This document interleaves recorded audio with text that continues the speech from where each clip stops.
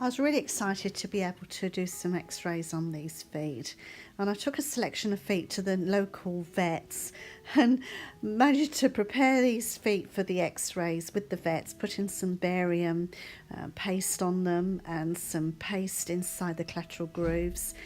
And it was quite bizarre seeing these feet being x-rayed rather than on a whole horse. You know, it was just surreal, really.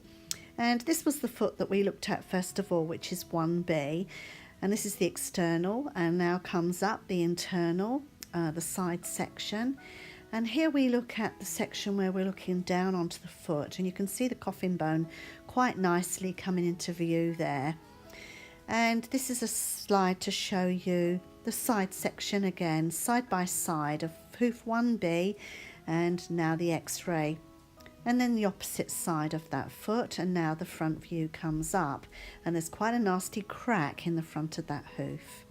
I hope you enjoyed that, and I'm really looking forward to showing you the x-rays that I found and correlating them with the internal and external foot.